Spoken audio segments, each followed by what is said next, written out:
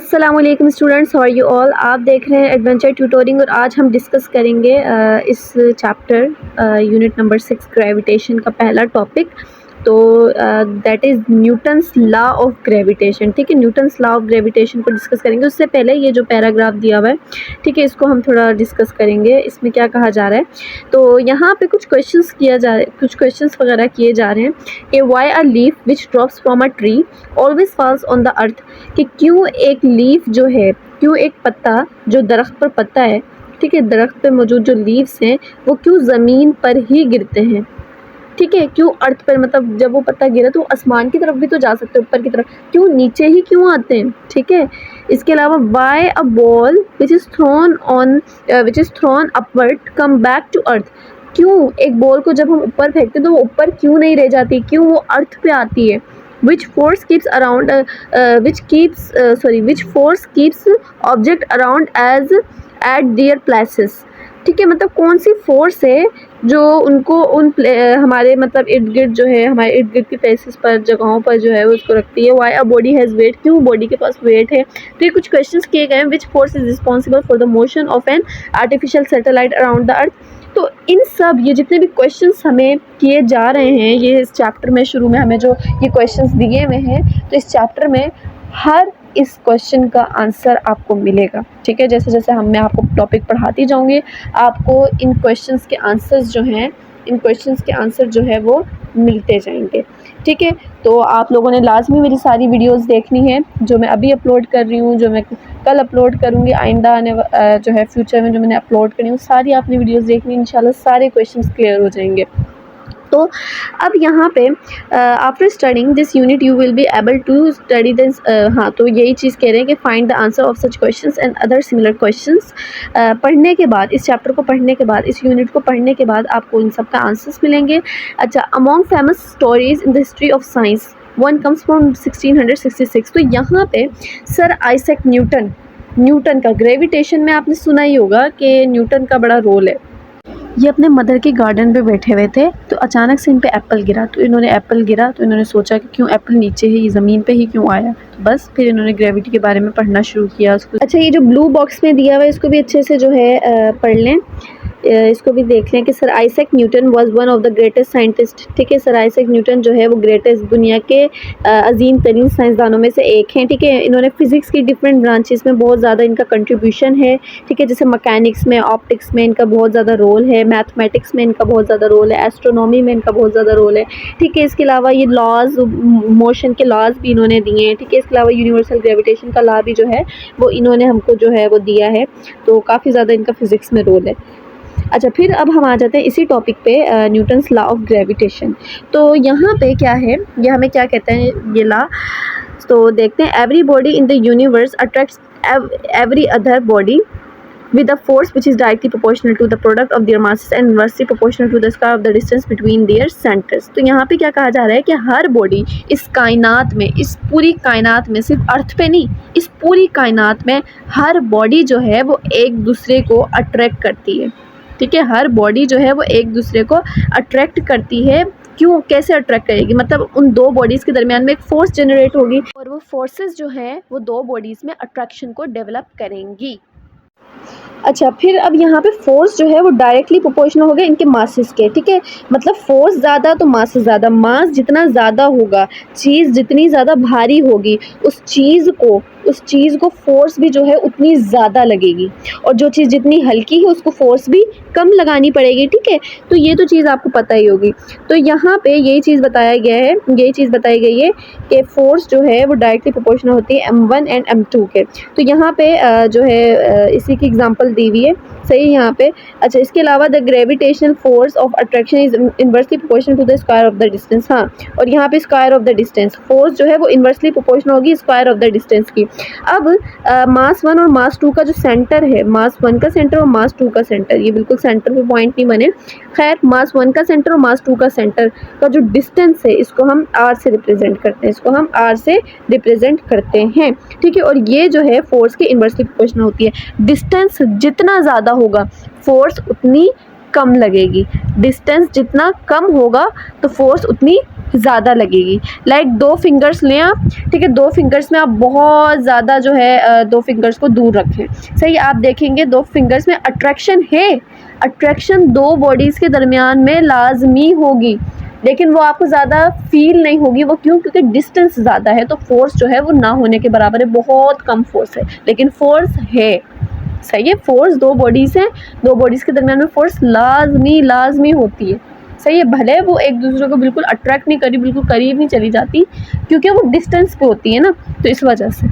I hope आप ये बात समझ रहे हैं। एफ जो है ये डायरेक्टली प्रोपोर्शनल होगा, थोड़ा साफ लिख देते हैं, तमीज़ से लिखते हैं। तो एफ डायरेक्टली प्रोपोर्शनल होता है मास 1 एंड मास 2 के, मास 1 और मास 2 के, ठीक है। 2 मासेस आपको डायग्राम में, अगर आप बुक में देखें, 2 मासेस दिए हुए, मास 1 और मास 2, और मास 1 और मास 2 जो है वो दोनों उन दोनों में जो है फोर्स जो है डेवलप हो रही है, उन दोनों में अट्रैक्शन डेवलप हो रही है। फोर्स डेवलप हो रही है मतलब अट्रैक्शन डेवलप हो रही है, ठीक है। और ये हमारे पास है इक्वेशन 1, ये हमारे पास जो है, ये हमारे पास इक्वेशन 1 है, सही है। अच्छा, फिर उसके बाद हमारे पास दूसरी इक्वेशन क्या है कि एफ इन्वर्सली प्रोपोर्शनल होता है स्क्वायर ऑफ द डिस्टेंस के। 2 बॉडीज़ जितना दूर होंगी उनमें अट्रैक्शन उतनी कम होगी। देखें, अगर आपको ये बात समझ नहीं आ रही है तो मैं आपको एग्जांपल दूँ चकमक की। आपने मैग्नेट्स के साथ, जिन्हें चकमक भी कहते हैं, उनके साथ आपने बचपन में लाजमी खेला होगा, ठीक है। जब आप 2 चकमक को बिल्कुल करीब रखते थे, याद करें अगर आप लोगों ने कभी खेला हो चकमक से, हमने तो खेला है, तो 2 चकमक के उन्हें अगर आप बिल्कुल करीब रखेंगे, तो जब आप बिल्कुल करीब रखते थे तो वो चकमक जो है वो जल्दी से जो है एक दूसरे को चिपक जाती थी, लेकिन जैसे जैसे आप दूर करते जाते थे वो चकमक जो है उसमें फोर्स कम, अट्रैक्शन कम जो है होती जाती थी, ठीक है। मतलब अट्रैक्शन कम मतलब फोर्स कम, ठीक है। जैसे जैसे दूर करते जाते थे, जैसे जैसे दूर कर देते थे हम चकमक को, 2 चकमक को एक दूसरे से, तो तब वो जो है उनमें वैसी अट्रैक्शन नहीं होती थी, बिल्कुल वो चिपकती थोड़ी थी, है ना। तो फोर्स जो है वो कम हो जाती है जब डिस्टेंस बढ़ जाता है। आई होप ये भी समझ आ गई आपको बात। और ये हमारे पास जो है ये इक्वेशन 2 है। अब अगर मैं इन दोनों इक्वेशन को कंबाइन कर दूंगी, क्या इक्वेशन बन जाएगी? F directly proportional to m1 m2 upon r square. और यहाँ से अगर मैं प्रोपोर्शनलिटी को हटाऊंगी तो मेरे पास क्या आएगा? प्रोपोर्शनलिटी को हटा दिया तो मेरे पास क्या आएगा? मेरे पास आएगा इक्वल्स और कांस्टेंट जो है यहाँ पे ये कैपिटल जी होगा, जिसको हम ग्रेविटेशन कहते हैं। बाकी ये एज इट इज़ वैसे का वैसा, ठीक है। ये हमारे पास आ गया फॉर्मूला, बहुत इंपॉर्टेंट फार्मूला। इससे न्यूमेरिकल्स आप सॉल्व करेंगे, ठीक है। ये बहुत इंपॉर्टेंट जो है आपके पास फॉर्मूला आ गया।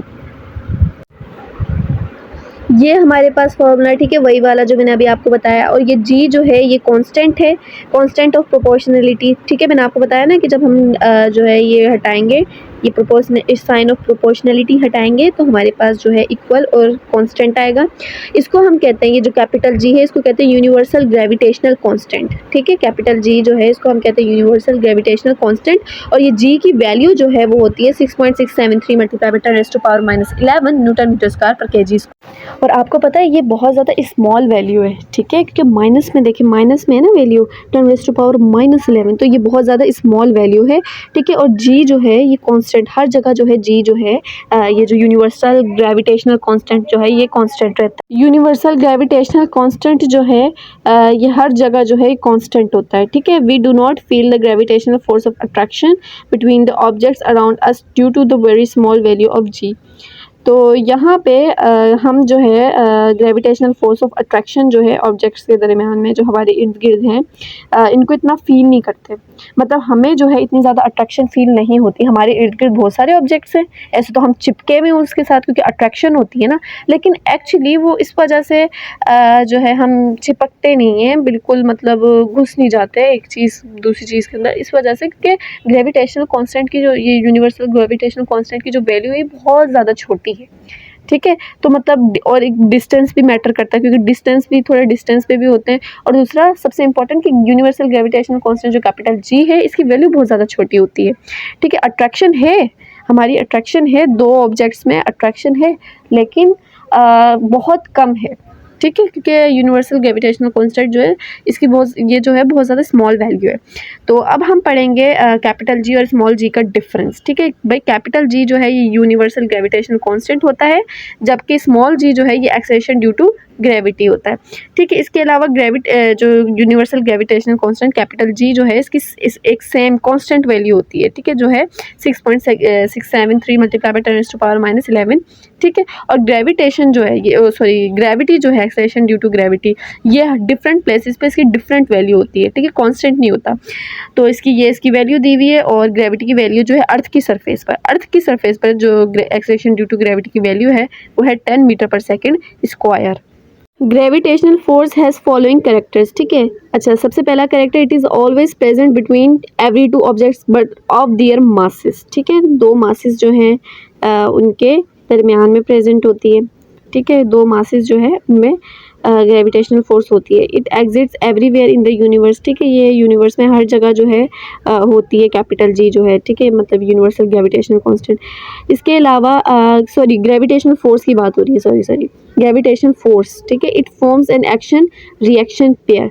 ये एक एक्शन रिएक्शन पेयर बनाता है। It is independent of the medium between the objects, और ये जो है ऑब्जेक्ट्स के दरमियान में जो मीडियम होता है उसके इंडिपेंडेंट, मतलब मीडियम की रिक्वायरमेंट है ही नहीं, इंडिपेंडेंट होता है मीडियम के। फिर इसके अलावा it is directly proportional to the product of masses of object. ठीक है, ये आपको बता दिया। फिर इसके अलावा डिस्टेंस स्क्वायर द डिस्टेंस के इन्वर्सली प्रोपोर्शनल होता है, और hence it follows the inverse square law. और जो ग्रेविटेशन फोर्स है ये इन्वर्स स्क्वायर लॉ को फॉलो करता है। ठीक है, तो ये सिंपल से कुछ पॉइंट्स हैं। Law of gravitation and Newton's third law of motion. अच्छा, यहाँ पे लॉ ऑफ ग्रेविटेशन जो है और जो Newton's third law of motion है, इनको हम जो है ना डिस्कस करते हैं, थोड़ा इसको समझते हैं। According to Newton's law of gravitation, हर बॉडी, ठीक है, हर बॉडी जो है, दो बॉडीज़ जो हैं उनमें जो है वो एक दूसरे को अट्रैक्ट करती है, और एक दूसरे को अट्रैक्ट करती है इक्वल फोर्स के साथ, लेकिन अपोजिट डायरेक्शन में। ठीक है, तो ये बात समझें आप कि न्यूटन्स लॉ ऑफ ग्रेविटेशन के अकॉर्डिंग क्या है कि हर दो ऑब्जेक्ट एक दूसरे को, यूनिवर्स में कोई भी दो ऑब्जेक्ट्स जो है वो एक दूसरे को लाजमी अट्रैक्ट करते हैं। ठीक है, दो ऑब्जेक्ट्स लाजमी एक दूसरे को अट्रैक्ट करते हैं, और अट्रैक्ट करते हैं बिल्कुल इक्वल फोर्स के साथ, लेकिन अपोजिट डायरेक्शन में। तो ये इक्वल फोर्स लेकिन अपोजिट डायरेक्शन, ये क्या याद आ रहा है आपको? हाँ, इससे Newton's third law of motion याद आ रहा है आपको। ठीक है, तो m1 जो है ये है mass of body A, m2 कहते हैं मास ऑफ बॉडी B, और F12 कहते हैं force with which body A attracts body B, और F21 force with which body B attracts body A। तो F12 जो है वो बराबर होता है माइनस F21 के। ठीक है, according to Newton's third law of motion. ठीक है, तो यहाँ पे ये एक रिलेशन है लॉ ऑफ ग्रेविटेशन और Newton's third law of motion के दरमियान। So this show that the two forces are equal in magnitude but opposite in direction. तो ये शो करता है कि दो फोर्सेस जो हैं वो डायरेक्शन, वो इक्वल तो है, अमाउंट तो इनका इक्वल है, दो फोर्सेस हैं उनका अमाउंट इक्वल है, लेकिन क्या उनकी डायरेक्शन अपोजिट है। सही। Now F12 is considered as action force, और F12 जो इसको हम एज ए एक्शन फोर्स जो है कंसिडर करते हैं, और F21 को जो है हम रिएक्शन फोर्स जो है वो कंसिडर करते हैं। Then by using above equation it is concluded that action equals to reaction but in opposite direction. I hope आपको ये समझ आ गई बात। Recall that above statement in accordance with the Newton's third law of motion which states that, हाँ, तो ये वही चीज़ जो मैंने आपको बताया कि कुछ याद आया आपको? क्या याद आया? To every action there is an equal and opposite reaction। तो यहाँ पे वही बात हो रही है। सही है, सिंपल चीज़ है बिल्कुल। Hence Newton's law of motion is consistent with Newton's law of Newton's third law of motion. तो पता चला कि न्यूटन्स लॉ ऑफ ग्रेविटेशन जो है वो Newton's third law of motion के साथ कंसिस्टेंट है। For example, according to Newton's law of universal gravitation, the earth pulls the moon with its gravity and moon pulls the earth with its gravity. ठीक है, तो यहाँ पे हमारे पास एक एक्शन रिएक्शन पेयर मिलेगा लाजमी। सही, तो सिंपल जो है ये हमारे पास यहाँ पे बताया गया। अगर आपको वीडियो अच्छी लगे तो वीडियो को लाइक लाजमी करिएगा, चैनल को सब्सक्राइब लाजमी करिएगा। थैंक्स फॉर वॉचिंग एंड अल्लाह हाफिज़।